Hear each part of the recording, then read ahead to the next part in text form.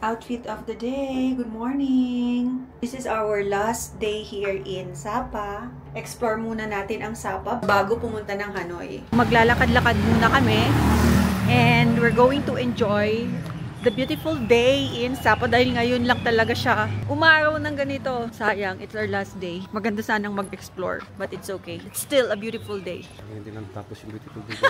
Ang araw na lang, it's still a beautiful day. Kahit umuulan, it's still a beautiful day. Di ba, be? Sabi mo, always be positive. Oh, it's a beautiful day. For our first destination today, sumakay lang kami ng Grab and paid less than 100 pesos mula sa town center. For the entrance fee, we paid 90,000 VND each naman. Ito ang Moana Sapa and you can have your photo ops here kasi ang daming magagandang spots for your photos. And look at the view. Ang daming magagandang spots. Kaya tayo so that I can show you around. Ang ganda ng weather today, mainit kasi kahapon gloomy naman. Ito yung Heaven's Gate na ginaya nila sa Bali, Indonesia. Tapos meron ding love doon. Meron ding swan. Black swan and white swan. This is Banaue rice terraces of Vietnam. Ito naman si Moana from the animated Disney film. Meron ding treehouse doon.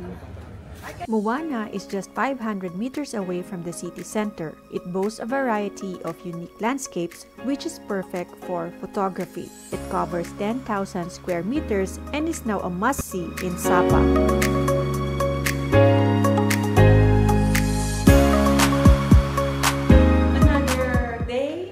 Same day lang naman. Nagpunta kami ng Moana kanina and bumalik kami ng hotel para mag-refresh. Ngayon, lalabas naman kami for our lunch and I will show you yung isang magandang restaurant cafe na naman na-discover natin. See you later pagdating namin doon sa coffee shop and restaurant na pupunta. Oh, medyo malamig na naman. No? Kanina mainit pang nakamdaman ko malamig. Okay, outfit check. Shorts muna tayo today dahil umaraw siya kanina. Sana wag lang siyang umulan dahil baka ako'y ginawin. And we're here at White Cloud Coffee and Restaurant.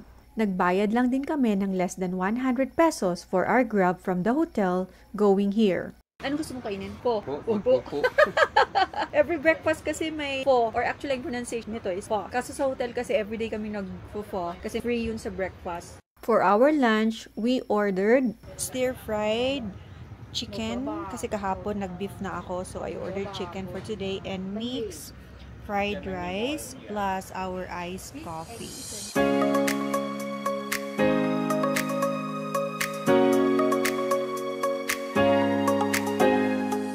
After namin mag-lunch, sinulit na namin ang last day namin in Sapa. Bumalik ulit kami dito sa Viet Trekking Coffee Shop. Nung first day namin dito sa Sapa, nagpunta na kami dito.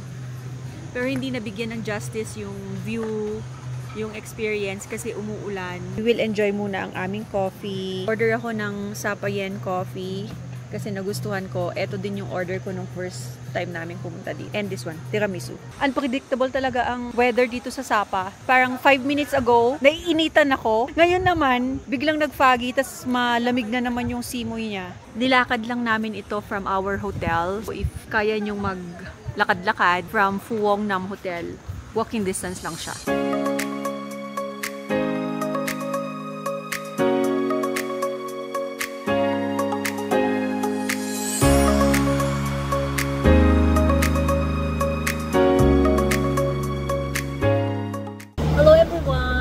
Andito kami ngayon sa, ano ang pangalan nito, be? Cozy Restaurant. Malapit lang ito sa aming hotel. Actually, katapat lang siya ng aming hotel. Ito na kami mag light dinner kasi babiyahe kami tonight papuntang Hanoi. So that's gonna be the second part of our Vietnam travel. Light snack lang kasi baka mahilo kami sa biyahe dahil pasigsag ang pababa. Same like Baguio.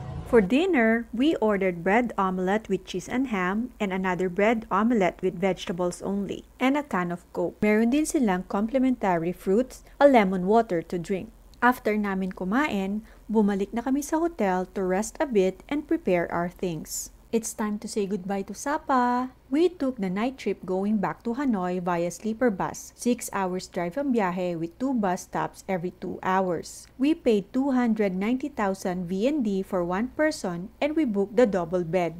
I wasn't able to take a video of the sleeper bus since some of the passengers are already sleeping.